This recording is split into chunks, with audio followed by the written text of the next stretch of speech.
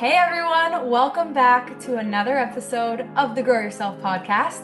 My name is Liel, and I am so excited to introduce the first ever guest on the show. Today's guest is someone who is showing the world what it means to step up. He has not only created a powerful documentary in response to October 7th, but he's leading rallies. He's speaking out for Israel, the Jewish people, every single day. He is the founder of End Jew Hatred Network, a growing organization dedicated to instilling more Jewish pride and unity. And did I mention, he's only 15 years old. Get ready to meet a teen who is reminding us that you're never too young to make an impact. Please welcome Hillel Kornwasser. Welcome to the show, Hillel. Liel, thank you so much for having me. What an honor it is to be here. That introduction, I don't really know how to say more, so I really appreciate it. And like right back at you, you're doing so much and it's so inspiring to the world abroad. Like you said, like you really have my feet in a lot of stuff right now. And You Hate Your Teens, we just got launched with that. But Wow. really awesome. Thank you so much for having me and looking forward to the conversation. Wow. Thank you so much, Hillel, for taking the time. You are busy with so much, doing so much for the Jewish people. I'm so grateful that you're giving me the time and to all of us for being here. We're so excited to learn from you and hear from you. So, can you tell us a little bit about yourself, a little bit about where you're from, where you went to school, and maybe a little bit about before October 7th? My name's Hillel Kornwasser. I'm from Teaneck, New Jersey. Um, Prior to October 7th, I was your typical teenager. I loved playing sports, hanging out with friends, really doing your average stuff. Wasn't a fan of school by any means at all. Yeah, really just hanging out around the community, doing all different types of stuff. And then October 7th hit. Where were you when you heard about it?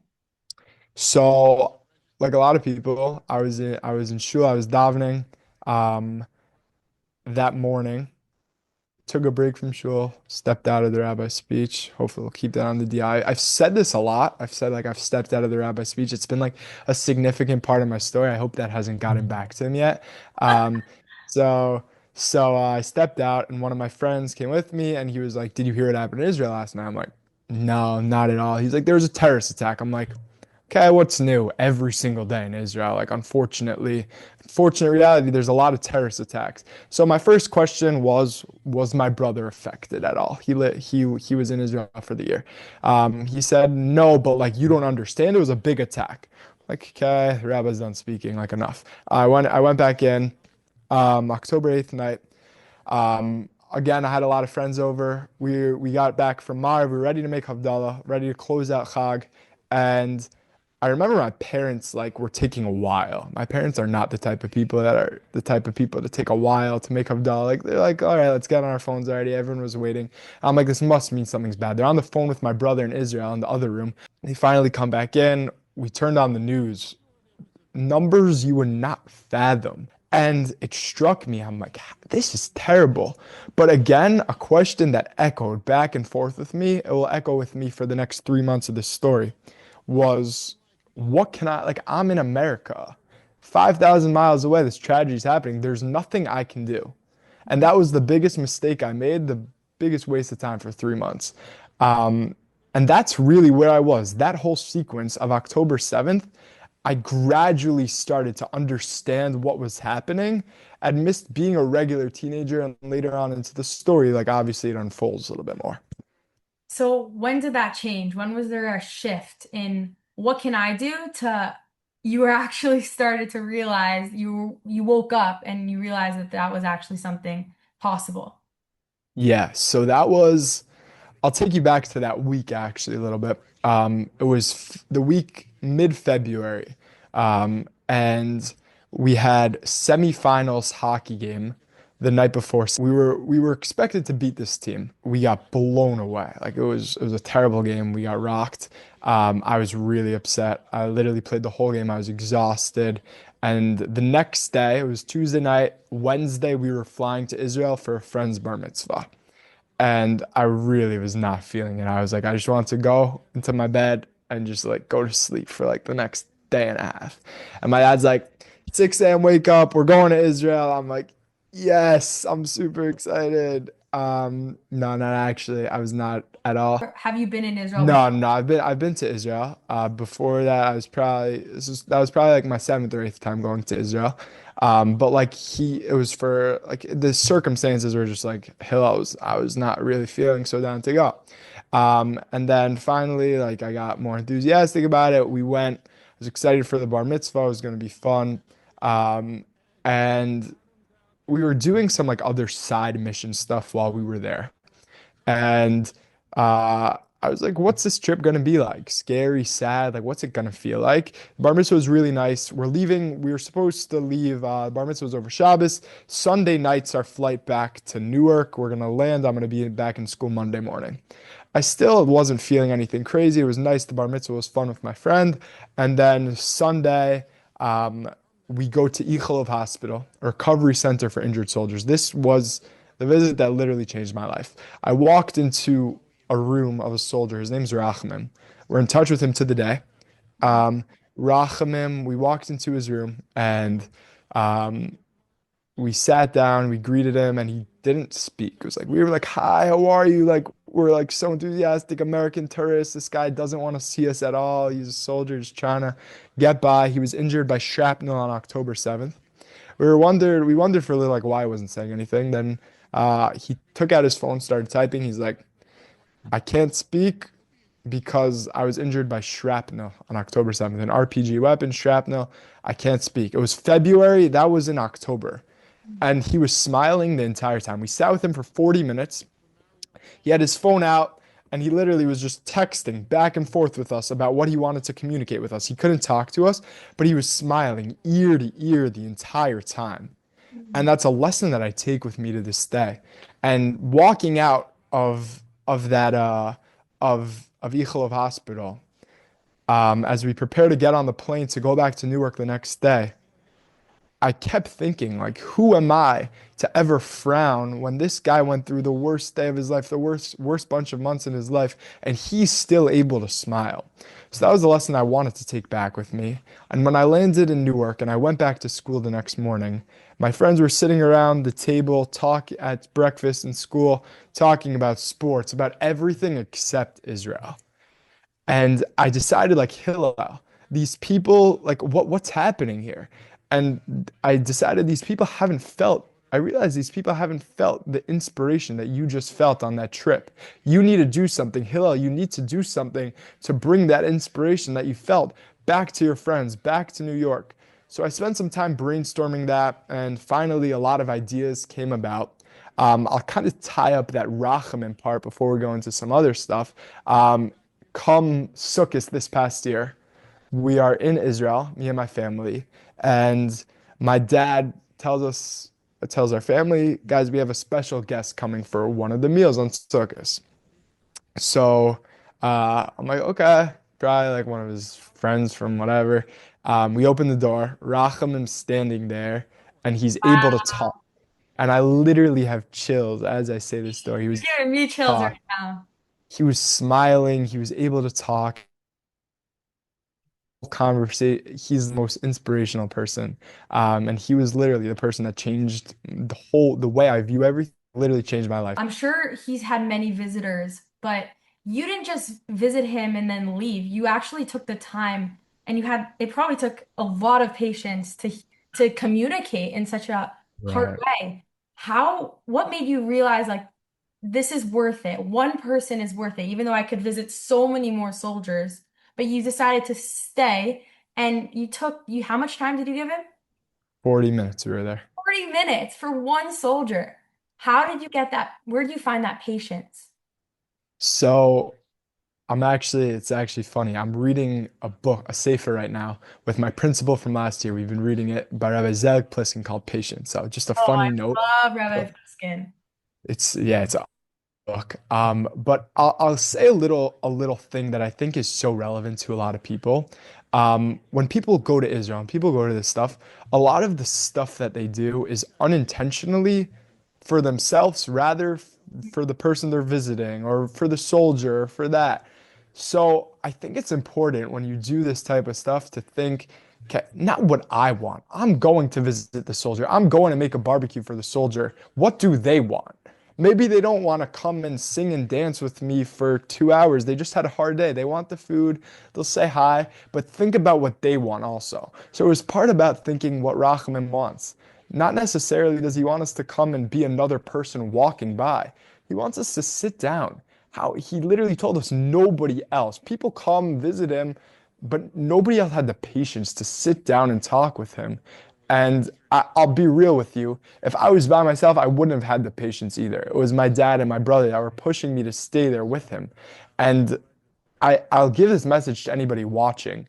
For the next time you do something like this, think about what's going to make that person better. Not even for that. For somebody you're talking to, for somebody you're interacting with, what's going to make that person feel better? What's going to make that person's day a little bit better rather than thinking about yourself? Like you can give up 40 minutes to make somebody a little bit better. That would be my message. And also just don't underestimate the power of one person. The fact Yeah. that you focused on that one soldier, you could have changed his life. And look how he changed yours. Yeah, exactly. So 100%. that's so incredible. What a powerful message to learn from you guys. So well, now let's get into the documentary. How did that come to be after your Israel trip? When did that happen? Yeah, sure. So in June of last year, about a year from this, like from around now, a year back, I got a call from someone at NCSY who saw some of my previous work, some shorter videos that I did a little bit just for my friends, like I said, carrying that inspiration. He's like, "Hey, I have a crazy idea for you. How would you like to make a documentary of what this war perspective is from a teenage view?" I'm Mhm. like, I couldn't have thought of a better idea. Wow. That was something that was like so necessary. Like so many people are seeing all this different work about this and that, but nobody's seeing it from a kid's point of view, a kid's perspective. So it Was your took immediate thought that that's a great idea, or did you have hesitations at all? Well, there was a lot of work that had to go into it. So obviously there was a lot of like, this is a stump, this is that, this is this. But I really was kind of in love with the idea, like pretty much right after. And then we spent a lot of who the best guest would be, how we could work it out. Then I was in Israel and we did some filming at the Nova Festival. We met with two Nova survivors. We did a lot of stuff there. I think we spent full day, like 10 hours down south recording. Literally took 7 minutes from that. That's just how it works. And then so that was that day. Then it released in December. Thank God, December 22nd. Two completely sold out screenings of it. We had to add seats. And thank God the traction was beyond my greatest hopes. And it was really just awesome to see how much people needed this and how much of a necessity it really was.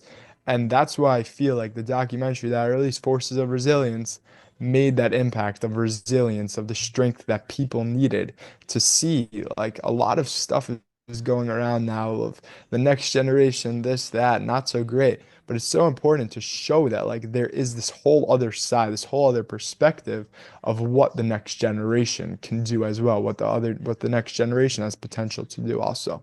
I watched your documentary and let me tell you, it was so incredible. And I saw you interviewed some awesome people. Like you chose every different aspects, like from Eitan Katz to Jen Early. Was there an idea or message that you spoke to with someone that changed you, that really that stood out to you? Yeah, so there were so many conversations that I had that were like so special to me. When we were combining the list of guests and the different ways to do it, I thought through every perspective. I want somebody who can, like the two Nova survivors, Amit and Danielle. They weren't the most religious people, but that was an important perspective to have. Eitan Katz from the music side, Jen Early, who literally felt the tragedy firsthand, Shabbos Kesselbaum, who experienced the college campus anti-Semitism, Hillel Folds, who's experiencing online the fight. So to me, all the conversations were so impactful. I won't give you my whole media political answer that I've been trained to give. I'll give you kind of an answer I really want to say.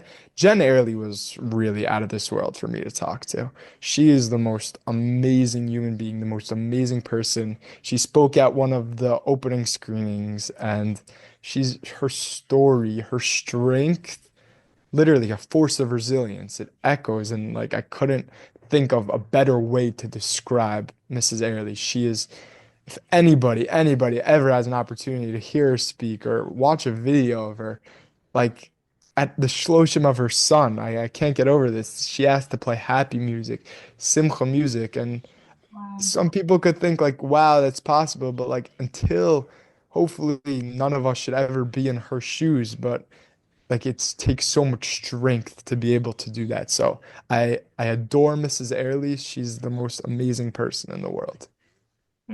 Wow.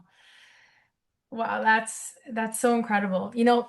This podcast is a lot about growing and going outside your comfort zone. And I'm sure you've never made a documentary before. How did you have the courage to try something like so new and outside of anything you've ever done before? It's not really the norm that most 15-year-olds, or you're 14 at the time, right? 13 when we started the idea. Yeah. It's not usual that a 13-year-old has the confidence to do something so huge. So what gave you that courage? That's a great question. In the beginning, it was a lot of like I just felt I was in eighth grade, like my confidence was at an all time. I like if for anyone who's watching, you've been in eighth grade, everyone's just like that's the prime time of people's lives. So I had a lot of confidence going into it. And then I remember like my point was, I think it was 2 weeks before the opening screening. We were just about releasing everything, everything was getting finished up. And I literally like turned to my parents. I'm like, I was in ninth grade. I'm in ninth grade, and I was like, what if this flops? Like, it's just gonna be the most embarrassing thing in the world for me.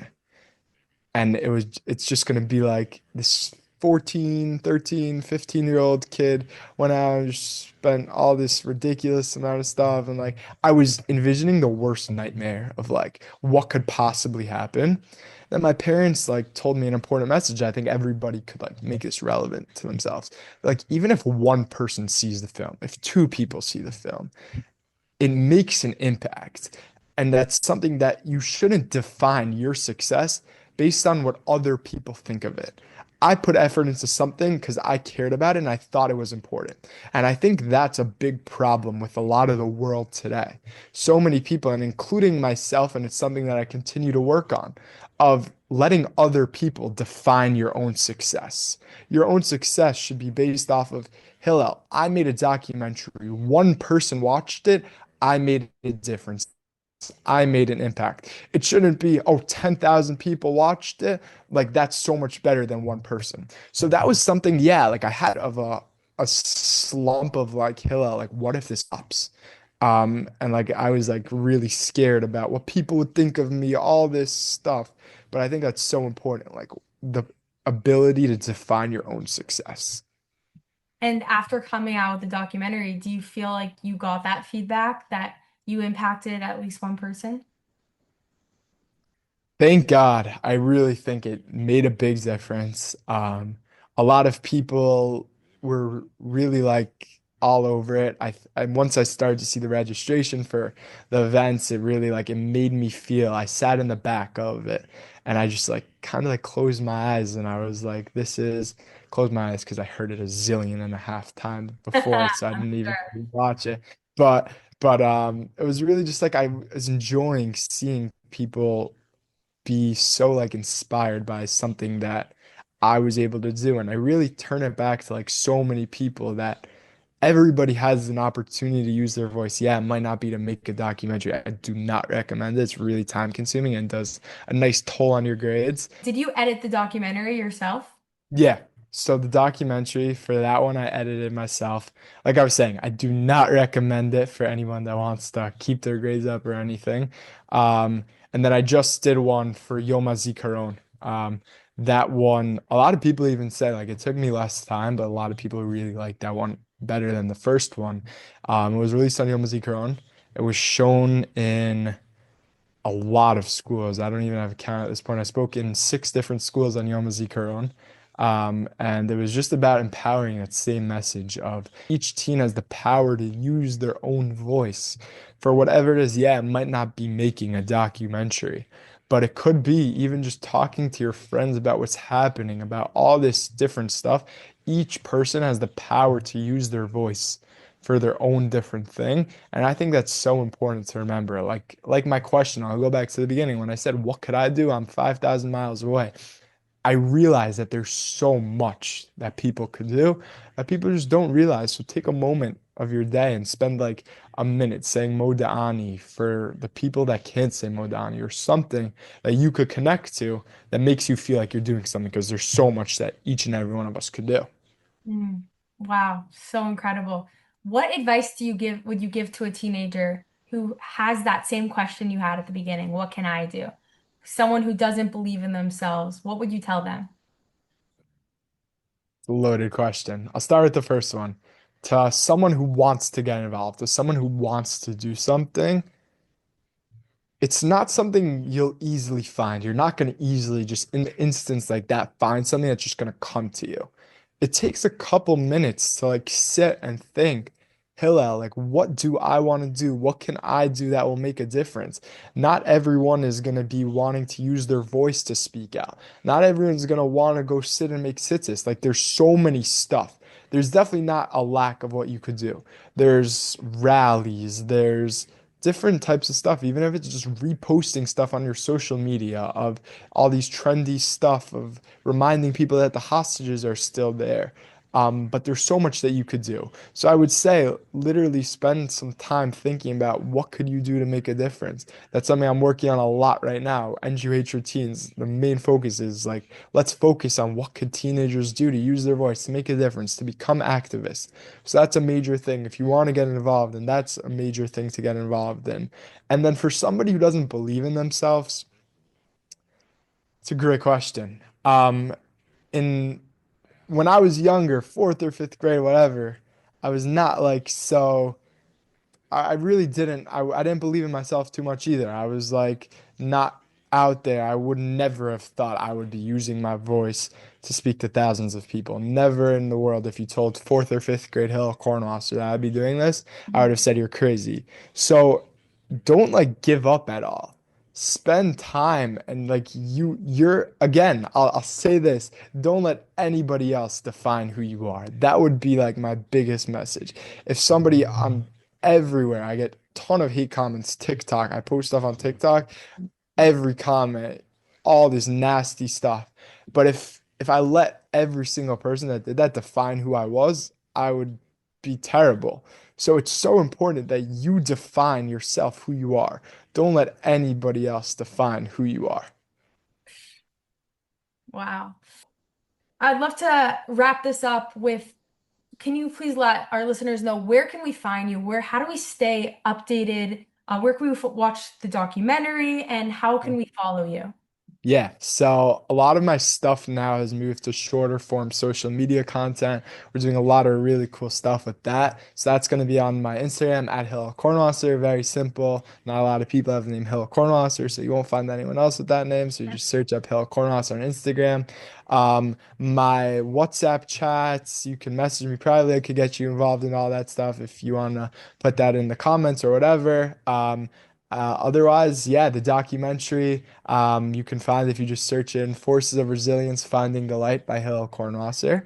And otherwise, yeah, like thank you so much for having me. I really like I'll close with this. I'm very happy that you reached out to me. All this stuff that you do, like we spent this whole episode talking about me, but there's so much that you do, and Claudia Yisrael is like so grateful that all the stuff that you do, all the stuff that you post. So thank you from on behalf of me, on behalf of Claudia Yisrael for all the amazing work that you do. Oh, thank you so much, Hillel, for saying that. That means a lot. And thank you so much, not just for being here, giving us your time, inspiring us, showing us the power of one, but for also stepping up and taking such an important role in the world. not just sitting back and saying, let someone else do it. It's so much easier to say, let someone else do it. But you took responsibility. Everyone has a voice, and it's not going to be easy to use it. It takes time and effort, but don't underestimate the power of one. Just that one soldier that you spoke to, that you focused on one. The fact that you're just a regular kid doing huge things. I can't wait to see the documentaries and all the big things you're going to continue to do. Oh, thank you so much for having me. Really appreciate it. And really good luck with finals. I Thank you. can't Thank you. imagine Yeah. how stressful. Thank you so much for listening to another episode of the Grow Yourself podcast. My name is Liel, and I'm so excited to see you in the next episode.